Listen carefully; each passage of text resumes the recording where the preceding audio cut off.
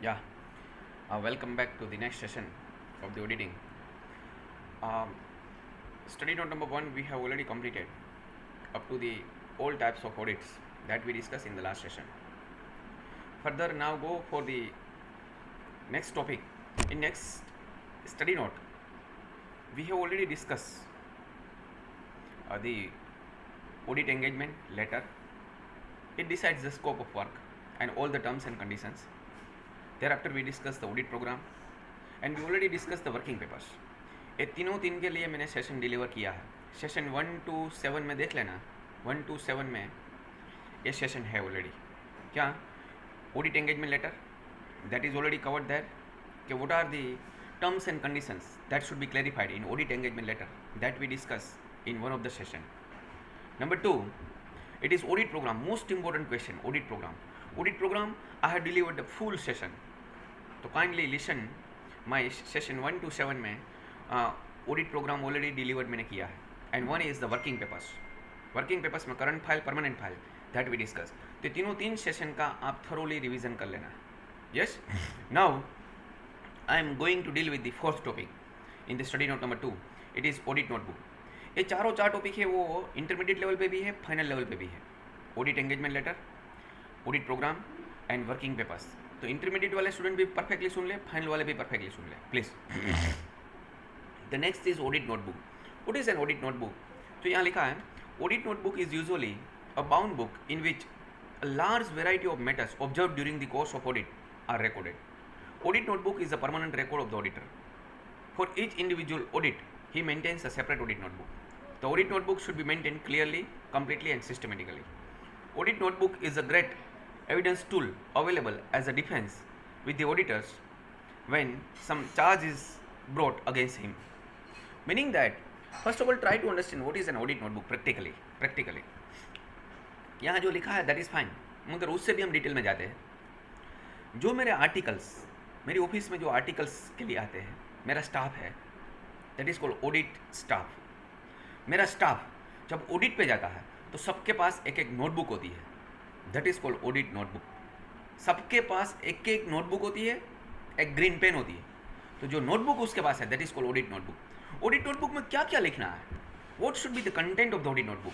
मेरे आर्टिकल्स, मेरे जो ऑडिट पे स्टाफ गए हैं वो नोटबुक में क्या लिखेगा. यस तो पहला पेज ले लो, first page of the audit notebook. या उसमें सब लोग क्या लिखेंगे, name of the client, name of the organisation. यानी कि जहाँ ऑडिट पे गए हैं समझ लो एबीसी लिमिटेड, तो लिख दो एबीसी लिमिटेड. उसका ऑर्गेनाइजेशन स्ट्रक्चर, उसका टॉप मैनेजमेंट में कौन है, उसके फाइनेंस डिपार्टमेंट की टीम में कौन कौन है, उसका कॉन्टैक्ट नंबर, उसकी सभी डिटेल रखो. या तो ऑर्गेनाइजेशन स्ट्रक्चर की बेसिक इन्फॉर्मेशन आपके पास होनी चाहिए. तो कभी भी किसी को कॉन्टैक्ट करना है तो accordingly you can contact it and you can avail the information. या number 3 is memorandum of association and articles of association. एक बार गो थ्रू कर लो.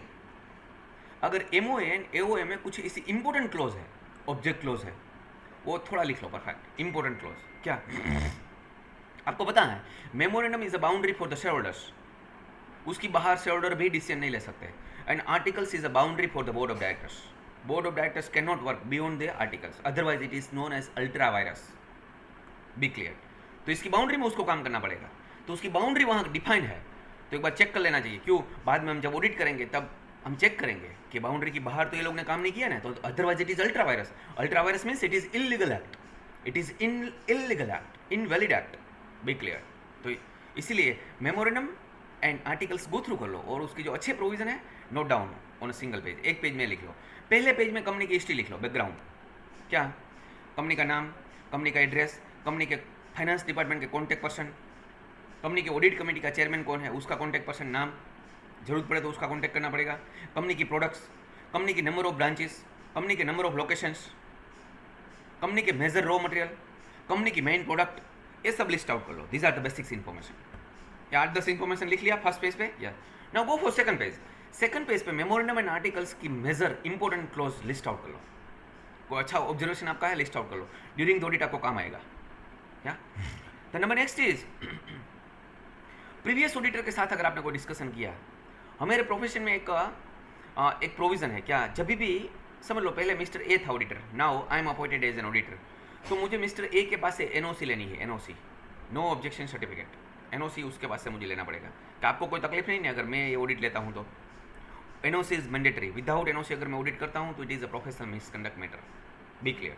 तो उसके पास से आपने एनओसी लिया है, एनओसी में आपको ये भी पूछ लेना चाहिए अगर आपका कोई अच्छा ऑब्जर्वेशन है तो वो अच्छा ऑब्जर्वेशन भी आप भेजो, तो वो अच्छा ऑब्जर्वेशन भी वो ऑडिटर भेजेगा क्योंकि उसका एक्सपीरियंस है 5 साल का, तो वो अच्छा ऑब्जर्वेशन भी मुझे भेजेगा। तो ऑडिटर के साथ में मुझे एक बार मिलना भी चाहिए पर्सनली, जरूरत पड़े तो प्रीवियस ऑडिटर के साथ आपने मीटिंग किया, जो कम्युनिकेशन किया, जो अच्छे पॉइंट्स है वो लिस्ट आउट कर लो, वो एक पेज पे लिख लो, थर्ड पेज में लिख लो, फर्स्ट पेज में बेसिक्स, सेकंड पेज में मेमोरेंडम आर्टिकल्स का डिटेलिंग, थर्ड पेज में communication with the previous auditor, discussion with the previous auditor, important points list out कर लो। क्योंकि उसको 5 साल का एक्सपीरियंस है तो वो एक आपको 15 मिनट में बता देगा, आपको 1 साल लगेगा वो जानने में, वो 15 मिनट में बता देगा कि ये एरिया में तकलीफ है, प्रॉब्लम है, संभाल के चलना, और वहाँ ही तकलीफ आएगी, देखना। या number 4 is management representation and instruction.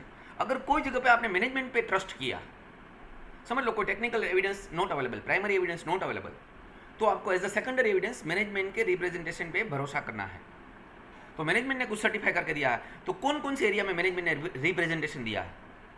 जहां primary evidence is not available वहां ही आपको मैनेजमेंट के रिप्रेजेंटेशन पे ट्रस्ट करना है। नॉर्मली ऐसा होता है, कोर्ट जो इस तरह से देखती है, देखो normally there are 2 types of evidence, primary evidence, secondary evidence. Primary evidence जहां अवेलेबल है वहां आपको प्राइमरी एविडेंस चेक करना है, मैनेजमेंट के रिप्रेजेंटेशन पे भरोसा नहीं करना है, बी क्लियर। जहां प्राइमरी एविडेंस अवेलेबल नहीं है वहां management representation become a primary evidence, तो आप मैनेजमेंट रिप्रेजेंटेशन पे ट्रस्ट कर सकते हो। तो 2 पार्ट में डिवाइड कर देने का, primary evidence available, not available. Available तो examine it, don't trust upon the management representation. Not available then you can trust upon the management representation. और जहाँ जहाँ आपने ट्रस्ट किया मैनेजमेंट के रिप्रेजेंटेशन पे, वो सभी लिस्ट कर लो। पता चले 10 जगह पे मैनेजमेंट ने जो बोला उस पर हमने ट्रस्ट किया, मैनेजमेंट की साइन करवा लो, राइटिंग में ले लो, बी क्लियर। या तो list of management representation, this is my fourth page आपका ऑडिट नोटबुक का आ गया। 5th पेज क्या, कंपनी ने कौन कौन सी बुक्स ऑफ अकाउंट मेंटेन की है उसका पूरा लिस्ट कर लो। Purchase book, sales book, GST registers, TDS का रजिस्टर्स, डायरेक्टर्स का रजिस्टर, चार्जेस का रजिस्टर, लोन दिया है लिया है उसका रजिस्टर, या फिक्स एसेट रजिस्टर, जितने भी कंपनी की बुक्स ऑफ अकाउंट कंपनी ने मेंटेन किया, सभी कॉस्ट रिकॉर्ड्स सभी का लिस्ट कर लो, तो आपको पता चले क्या चेक करना है, या कोई चीज़ रह ना जाए। तो list of books of accounts maintain by the enterprise, that should be there. Number next, company ने आपने स्टार्टिंग कहाँ किया था, internal audit, internal control system आपने रिव्यू किया था। जो रिव्यू किया था इंटरनल कंट्रोल सिस्टम, उसका रिजल्ट क्या आया डिपार्टमेंट वाइज, तो डिपार्टमेंट वाइज उसका रिजल्ट भी लिख लो। मैंने आपको पढ़ाया था what was the procedure for the audit procedure. Audit procedure मैंने 8 स्टेप में पढ़ाया था। क्या प्रोसीजर थी? पहले आपका appointment, number 2 audit engagement, terms condition decide कर लो, third understanding of the business, fourth review of internal control system, उसके बेसिस पे ऑडिट प्रोग्राम डिजाइन कर लो, उसके बेसिस पे रियल ऑडिट करो, उसके बेसिस पे वर्किंग पेपर कलेक्ट करो, एंड लास्ट में ऑडिट ओपिनियन ड्राफ्ट करो। तो दिस आर द 8 स्टेप्स। इसमें इंटरनल कंट्रोल सिस्टम आपने रिव्यू किया था। तो जो इंटरनल कंट्रोल सिस्टम आपने रिव्यू किया था डिपार्टमेंट वाइज, वो सब भी आप उसके सामने उसका रिजल्ट लिखा था, वो आपकी नोटबुक में लिख लो। क्यों? आपको पता चला जो एरिया में इंटरनल कंट्रोल सिस्टम वीक है वहाँ फ्रॉड होने की पॉसिबिलिटी है, जो एरिया में इंटरनल कंट्रोल सिस्टम स्ट्रॉन्ग है वहाँ फ्रॉड की कोई पॉसिबिलिटी नहीं है, कोई पॉसिबिलिटी, बहुत रेयर पॉसिबिलिटी है। Big clear. या तो आपको पता चले कहाँ ज़्यादा एम्फेसिस करना है, कहाँ कम एम्फेसिस करना है, कहाँ कौन सी टीम एलोकेट करनी है, कहाँ कितना टाइम एलोकेट करना है, अकॉर्डिंगली आपका प्लानिंग है वो परफेक्शन के साथ चल रहा है। या तो एक पेज पे वो लिख लो एरिया एंड उसके सामने इंटरनल कंट्रोल सिस्टम। उसके बाद एक की मैनेजर पर्सनल, वो तो मैंने लिखवा दिया। उसके बाद 4 चीज़ और लिखनी है, यहाँ नहीं दिया है मगर मैं आपको लिखवाता हूँ 4 चीज़। क्या? आपने कोई फ्रॉड फाइंड किया, fraud, list of fraud detected. तो ड्यूरिंग द ऑडिट आपने कोई फ्रॉड फाइंड किया तो एक पेज में वो लिख दो पूरा कि सर ये 3 जगह पे हमने फ्रॉड फाइंड किया, कंफर्म फ्रॉड है। तो लिस्ट ऑफ फ्रॉड्स वो एक पेज में लिख लो। लिस्ट ऑफ एरर्स, जहाँ जहाँ आपने एरर फाइंड किया, समझ लो आपने 50 एरर फाइंड किया ड्यूरिंग द ऑडिट, तो लिस्ट ऑफ एरर्स वो एक लिख लो, क्या क्या एरर है आपने फाइंड की ड्यूरिंग द ऑडिट, एक पेज में लिख लो। क्योंकि ऑडिट खत्म हो तब आपके पास पूरा परफेक्ट एक नोटबुक होना चाहिए। या उसके बाद list of clarifications required from the finance department, from the finance team. एक जहाँ जहाँ आपने चेक किया कि समझ लो परचेज में डेबिट बैलेंस ही होता, क्रेडिट बैलेंस नहीं होता, मगर कोई क्रेडिट एंट्री आई, तो जहाँ जहाँ आपको डाउट लगा है, जो ऐसी डाउटफुल एंट्री आई है, तो वहाँ आपको क्लैरिफिकेशन चाहिए, फर्दर क्लैरिफिकेशन चाहिए, ऐसा क्यों? तो अकाउंट की टीम के पास से आपको एक क्लैरिफिकेशन मांगना पड़ेगा। तो जब ऑडिट खत्म होता है तब आप ये पूरा क्लैरिफिकेशन सभी मांग सकते हो मीटिंग में। तो लिस्ट ऑफ क्लैरिफिकेशंस रिक्वायर्ड, यानी कि डाउटफुल एरियाज, एक पेज में ये सब लिख लो। बाद में list of matters that should be discuss with your principal auditor, आपके सर के साथ। आप ऑडिट मेरी ऑफिस में से गए हो तो अतुल सर के साथ क्या क्या चीज़ डिस्कस करनी है ऑडिट खत्म होने के टाइम पे, या तो वो एक पेज में वो लिखते हो कि ये 5 आइटम ऐसी है जो अतुल सर के साथ डिस्कस करनी पड़ेगी। तो list of item that should be discuss with the principal auditor, एक ये लिख लो। एंड लास्ट क्या, list of items that would be helpful for the next year audit. कुछ कैलकुलेशन ऐसे होते हैं, इसका कैलकुलेशन इस साल में इंपैक्ट है, नेक्स्ट ईयर में भी उसकी इंपैक्ट जाती है। प्रीपेड का वर्किंग किया आपने, या डिफर्ड टैक्स का वर्किंग किया, टैक्स प्रोविजन का वर्किंग किया, तो इसकी इंपैक्ट इस साल में है, नेक्स्ट ईयर में भी है। तो डेप्रिसिएशन का वर्किंग किया, तो जो जो आइटम ऐसी है कि जिसकी इंपैक्ट नेक्स्ट ईयर में भी आने वाली है, जो नेक्स्ट ईयर भी आपको काम आने वाला है, दैट उसका भी एक लिस्ट बना लेना चाहिए। तो list of items that would be helpful for next year audit. And last item, और एक आइटम बना लो, क्या, list of items that would be helpful while drafting the opinion. List of an important item that would be helpful while drafting the opinion. जब आप opinion draft करेंगे आपके sir, तब एक काम आने वाला है, ये चीज़ चाहिए आपको। सर को डिसाइड करना पड़ेगा ना कि अनक्वालिफाइड ओपिनियन देना है, क्वालिफाइड देना है, एडवर्स देना है या डिस्क्लेमर देना है, तो इसके बेसिस पे सर डिसाइड करेंगे। तो list of item that would be helpful while drafting the opinion, तो 5 चीज़ और एक्स्ट्रा ऐड कर देना। Are you getting my point? Yes. तो टोटल 10 नोटबुक के 10 पेज फिलअप हो गए। हो सकता है एक आइटम में 2 पेज की जरूरत पड़े, 3 पेज की जरूरत पड़े, तो 2 पेज छोड़ के लिखने का। आपके पास 100 पेज की नोटबुक है। Are you getting my point? तो ये जो ऑडिट खत्म हो जाएगा, जो नोटबुक है, that is main evidence of work done by the auditor, auditors team. Auditor team ने काम किया, चेक किया, उसका मेन एविडेंस ये है। कल उठ के कोर्ट में आएगा ना, आपको प्रूव करना पड़ेगा क्या, अगर फ्रॉड हुआ तो आपने रीजनेबल चेक किया है तो आप छूट जाओगे, रीजनेबली चेक नहीं किया तो आप मर गए। तो रीजनेबल चेक किया, उसका प्रूफ है। तो this is a permanent evidence. Audit notebook आपकी परमानेंट फाइल में जाएगा, be clear? Yes. And this is the main legal supporting evidence of work done by the auditor. तो 10 आइटम जिस नोटबुक में होती है, that notebook is known as audit notebook. I hope it is fully clear to you, fully clear to you. या so that was all about audit notebook. Yeah. Now go for the audit risk. Audit risk. The next topic is audit risk. मैं वहाँ paragraph पहले देख लेते हैं, उसमें क्या लिखा, बाद में उसको एक्सप्लेन करते हैं। In very broad terms, audit risk is the risk of material misstatement of financial statement item that is और should be included in the audited financial statement of an entity. Entity के financial statement में होना चाहिए, मगर वो नहीं आया, या तो वो मिस रिप्रेजेंट किया, मिस स्टेटमेंट किया, that is called audit risk. Be clear? मैं एक लाइन में बोला होगा ना आपको, देखो what is called audit risk. Financial statement के अंदर जो है एंड ऑडिटर जो मान रहे हैं, ये दोनों के बीच का जो गैप है, that is called audit risk. I repeat, financial statement के अंदर जो है, वो अंदर क्या है, जो भी है एक्स वाई जेड, वो फ्रॉड है या तो फ्रॉड नहीं है, वो। एंड नंबर 2 क्या, ऑडिटर क्या मान रहा means by way of opinion, auditor क्या ओपिनियन दे रहा, ये दोनों के बीच में अगर गैप है तो that is called audit risk. For example take a situation, आपका फाइनेंशियल स्टेटमेंट के अंदर फ्रॉड है, मगर आप ऐसा मान रहे हो फ्रॉड नहीं है, परफेक्ट है, एंड आप फर्स्ट कैटेगरी का ओपिनियन देने के लिए रेडी हो गए, अनक्वालिफाइड ओपिनियन। तो दोनों के बीच में डिफरेंस है, आप साइन कर रहे हो अनक्वालिफाइड, अंदर है फ्रॉड, तो जो डिफरेंस है that is called risk, that is called risk. Are you getting my point? Yes. अगर अंदर फ्रॉड है और आप मान रहे हो फ्रॉड है और आप थर्ड कैटेगरी का ओपिनियन दे रहे हो, तो दोनों मैच हो रहा, फ्रॉड है एंड आपका ओपिनियन भी थर्ड कैटेगरी का एडवर्स, तो मतलब जीरो रिस्क। ऑडिटर का कोई रिस्क नहीं, क्यों, अगर अंदर फ्रॉड है तो ऑडिटर ने लिख दिया परफेक्ट अपना रिपोर्ट में, तो कल उठ के अगर कुछ भी होता, auditor is not responsible, auditor has reported the fact of the fraud, तो therefore he is not responsible. Responsible कब है, अगर दोनों के बीच में डिफरेंस आया, तो यहाँ फ्रॉड है मगर आपने क्लीन ओपिनियन दिया तो डिफरेंस आया, तो मतलब the difference amount is known as risk. Be clear? Be clear? या तो that is known as the risk, the difference is a risk. Now क्या टाइप्स ऑफ रिस्क दिए हैं वो एक बार डिस्कस कर लेते हैं। जो यहाँ लिखा, auditor risk is the risk that the auditor give an inappropriate audit opinion. Inappropriate means it is not matched with the fact. What is there in the financial and what he is delivering, it is not matching. When the financial statements are materially misstated, such misstatement can result from either fraud or error. Inherent risk, it is suspectability of account balance or class of transaction to misstatement that could be material either individually or when taken together with misstatement in other balance or classes, assuming that there were no internal controls. So inherent risk means, inherent risk, it says audit का certain inherent risk are there. Even though internal control system is perfect, even though internal control system is up to the mark, still that risk would lie there. That is called inherent risk. For example, take a situation. You are going for sampling. Time is the constraint.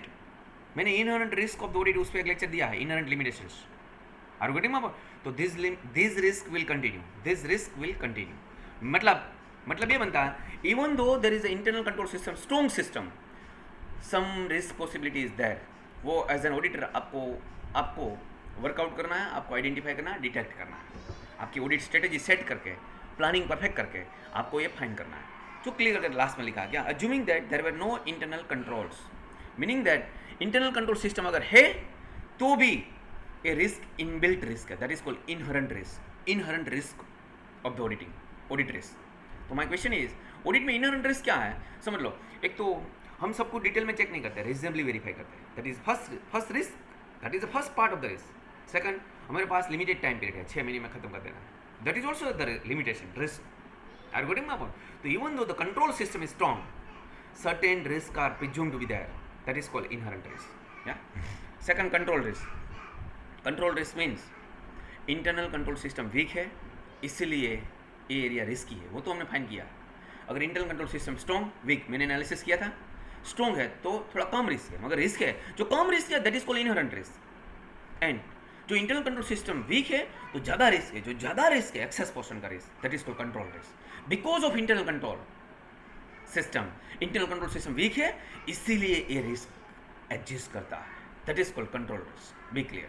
या. And third, detection risk means ये because of your unplanned audit error पकड़ी नहीं गई, otherwise पकड़ी जा सकती थी. I repeat, आप प्लानिंग नहीं किया इसलिए एरर पकड़ी नहीं गई, that is called detection risk. Be clear? तो अगर ऑडिट, तो मैं ऐसा कर सकता हूँ दो पार्ट में, ऑडिट प्रोग्राम परफेक्ट बनाया है, परफेक्ट नहीं बनाया. परफेक्ट बनाया है तो ये रिस्क प्रिवेल नहीं करता, डिटेक्शन रिस्क नहीं होता. अगर ऑडिट प्लान परफेक्ट नहीं बनाया, ऑडिट प्रोग्राम परफेक्ट नहीं बनाया, तो आप अनऑर्गेनाइज वे पे ऑडिट कर रहे हो, तो कुछ चीज़ रह जाएगी. जहाँ जो इंपॉर्टेंट एरिया था वहाँ कम टाइम दोगे एंड ऑडिट खत्म करना पड़ेगा. जहाँ इंपॉर्टेंट एरिया था वहाँ आपकी वीक टीम ने ऑडिट कर लिया, एक्सीलेंट टीम वहाँ दाव पे ही नहीं आई. क्यों? ऑडिट प्रोग्राम ही नहीं बनाया. तो देयरफॉर ये रिस्क पकड़ा जा सकता था, ये फ्रॉड पकड़ा जा सकता था, मगर आपसे नहीं पकड़ा गया because of your non systematic audit procedure, unplanned audit game. काफ़ी बार होता ना कि अगर हम प्लानिंग किया होता तो ये परफेक्ट कर सकते थे, प्लानिंग नहीं किया इसलिए मार खा गए, बस like that is called the detection risk. Are you getting my point? So inherent risk means even though the control system is strong, it will prevail. Control risk means internal control system is weak, therefore that risk is prevailing. And detection risk means because of unplanned audit game, this fraud cannot be detected. That is called detection risk. अगर ये plan game होती तो ये risk fraud पकड़ा जाता. या तो risk is divided in 3 parts. It is inherent risk, it is control risk and it is the detection risk. एक लाइन में परफेक्शन के साथ आप याद रख सकते हो, परफेक्शन के साथ. The number next is surprise check. Surprise check means normally हम ऑडिट में साल में 2-3 बार सरप्राइज चेक लेते हैं. या कोई भी कंपनी, जो जहाँ मेरे पास स्टैट्यूटरी ऑडिट है तो साल में 2-3 बार ऐसा सरप्राइज चेक एक्सपेक्टेड है कि आप सरप्राइजली जाओ. काफ़ी बार सरप्राइज चेक में क्या चेक कर सकोगे. अब मैं नंबर ऑफ एम्प्लॉय चेक कर लेता हूँ. एक बार मैं गया, समझ लो, तो कंपनी 500 एम्प्लॉय नॉर्मली रजिस्टर में दिखाते हैं, तो चलो वहाँ से कंपनी से निकला था, आज कंपनी के एम्प्लॉय वेरीफाई करके आते हैं. सरप्राइज गए और रजिस्टर लिया, उसका अटेंडेंस रिकॉर्ड लिया, कितने एम्प्लॉय काम कर रहे हैं, तो वहाँ तो 250 एम्प्लॉय है. तो नॉर्मली हम जब ऑडिट में जाते हैं तब तो 500 एम्प्लॉय की सैलरी आती है, तो पता चलता सरप्राइज से चेक से। नंबर 2 क्या, इन्वेंट्री सरप्राइज चेक से जाती है। चलो आज हम इन्वेंट्री चेक करने के लिए आए, कितनी इन्वेंट्री है। तो इन्वेंट्री का जो पूरा स्टेटमेंट होता है ना, लिफो फिफो मेथड, तो opening plus receipt means purchase minus issue is equal to closing. Inventory physically जो भी आती है वो ये स्टेटमेंट के साथ क्लोजिंग मैच होना चाहिए। तो मैच हो रहा है यस और नो, तो उसको भी फिजिकली वेरीफाई किया जाता है। काफ़ी बार वहाँ से निकलते हैं तो चलो कैश चेक कर लेते हैं। कैश का बैलेंस क्या है, तो वो अकाउंटेंट समझ लो, हमारी टेली में कैश का बैलेंस है 10 लाख रुपीज़, टेली में बोल रहा है, तो उतना फिजिकली होना चाहिए ना। मगर अकाउंटेंट के पास से 2 लाख ही निकला, तो उसको बोला 8 लाख किधर है, तो वो तो घर पे है, वो तो पर्सनल यूज़ के लिए यूज़ कर रहा है। 31 मार्च में जब ऑडिटर आता है तब लाएगा, अदरवाइज तो दैट शुड नॉट हैपन। तो सरप्राइज चेक में ऐसी आइटम भी चेक होगी। तो नॉर्मली सरप्राइज चेक में असेट्स वेरीफाई होती है। असेट्स जो आपको डेंजरियस असेट लगती है that should be verified during the surprise check. And normally साल में 1-2 बार surprise check is also advisable. जो auditor and his staff have to visit the client place for carrying out the audit. Normally the visit is given to understand the accounting system, to evaluate the system of internal control, stock taking, etc. It is well accepted that the audit constitutes a moral check on the employee of the client, thus have a deterrent effect. But at the same time, if the auditor or his staff visit at regular interval, the client or his staff may get time to be well prepared in advance for the audit query. Meaning के भाई अगर आगे से आपने बता देते हो कि हाँ ये 10 दिन के बाद ऑडिट चालू होने वाला है, तो सब कुछ परफेक्ट होगा। वो घर पे 8 लाख पड़ा था वो भी आ जाएगा, यार सब कुछ आपको टेली मिलेगा। सरप्राइज चेक में ऐसी कोई एबनॉर्मल आइटम मिल सकती है, दिस में impair the deterrent effect, thus there is a need of element of surprise. Surprise check की इसलिए ज़रूरत पड़ती है। या जो एरिया लिखा है, क्या लिखा है, following recommendations in this regard. Surprise check should be considered as a desirable part of each audit. हर एक ऑडिट में पूरे साल में 1-2 बार सरप्राइज ऑडिट करना चाहिए, आप स्टैट्यूटरी ऑडिटर हो तो। Number 2, the areas over which surprise check should be employed would depend upon the circumstances of each audit but should normally include. क्या क्या नॉर्मली चेक किया जाता है सरप्राइज चेक में? Verification of cash and investment, मैंने बोला ना assets. Number 2, test verification of stock means inventory, verification of books of prime entry and statutory register means वो रेगुलरली हर रोज की एंट्री हर रोज पास होनी चाहिए। This is a basic rule of the accounting. तो अगर आप कभी वहाँ से निकलते हो और चेक करते हो तो वो तो बोलता है ओहो 10 दिन का अकाउंटिंग बाकी है, तो that should not happen. Statutory register daily update हो जाना चाहिए। तो हमने सरप्राइज चेक में चेक किया तो ओहो 15 दिन का बाकी है, तो दैट शुड नॉट हैपन। तो नॉर्मली ये 4 चीज़ एडवाइजेबल है सरप्राइज चेक में, cash, investment, fix assets, inventory and number of employees and primary book, prime entry book and the statutory register, वो रेगुलरली अपडेट हो रहा है यस और नो। इतनी चीज़ नॉर्मली ये 6-7 आइटम है, these are advisable items during this surprise visit to be examine. Number next जो ये प्रिंसिपल लिखा है, these are the guidance recommendations with regard to surprise check. Surprise check की शॉर्ट नोट आ सकती है। या frequency of surprise check may be determined by the auditor in the circumstances of each audit but should normally be at least once in the course of the audit. एक बार तो at least पूरे साल में होना ही चाहिए surprise check. The result of surprise check should be communicated to the management if they reveal weakness in the internal control system और error और फ्रॉड। मतलब अगर कुछ वीकनेस मिली कि 8 लाख अकाउंटेंट के घर पे है तो मैनेजमेंट को रिपोर्टिंग करना चाहिए। Auditor will report to the top management कि यहाँ ये गड़बड़ घोटाला चल रहा है, संभाल के चलो, डेली कैश वेरीफाई करवाओ, तो ये निकल जाएगा। तो जहाँ जहाँ आपको इंटरनल कंट्रोल सिस्टम वीक मिली उसको परफेक्ट करने का मौका मिलेगा। या the auditor should satisfy himself that adequate action is taken by the management on the matters communicated by him. एक बार उसको कम्युनिकेट कर दिया ऑडिटर ने, मैनेजमेंट ने, बाद में मैनेजमेंट ने प्रॉपर एक्शन लिया, वो भी उसका फॉलोअप लेना चाहिए। या number next, the result of surprise check should be included in the audit report if they are material and affect the true and fair view। मतलब अगर कोई मेजर घोटाला मिला था, मेजर फ्रॉड मिला था एंड वो फाइनेंशियल्स के ट्रू एंड फेयर व्यू को अफेक्ट कर रहा, इन दैट केस ऑडिटर जब फाइनल स्टैट्यूटरी ऑडिट फाइनल करेगा तो उसके रिपोर्ट में भी उसको लेना चाहिए, मिस क्वालिफाइड रिपोर्ट देना चाहिए, अनक्वालिफाइड क्लीन रिपोर्ट नहीं देना चाहिए, बी क्लियर। या तो सरप्राइज चेक के लिए these are the guiding principles, ये 6 प्रिंसिपल्स है। दीज आर द गाइडिंग, क्या? पहला, it should be there at least 1 surprise check should be there. Probable area वो 7-8 एरिया मैंने बताया। फ्रीक्वेंसी साल में एक बार एटलीस्ट होनी चाहिए, 1-2 बार होना ही चाहिए मिनिमम। जो भी आपको इंटरनल कंट्रोल सिस्टम की वीकनेस मिली, मैनेजमेंट को रिपोर्ट करना चाहिए, मैनेजमेंट के पास रेगुलरली फॉलोअप लेना चाहिए, उसको परफेक्ट करेक्शन लिया यस और नो, एंड जरूरत पड़े तो आपके फाइनल रिपोर्ट में भी उसको कंसिडर करना चाहिए. या तो that was all about the surprise check. ठीक है. The next session we will discuss, next topic will discuss in the next lecture.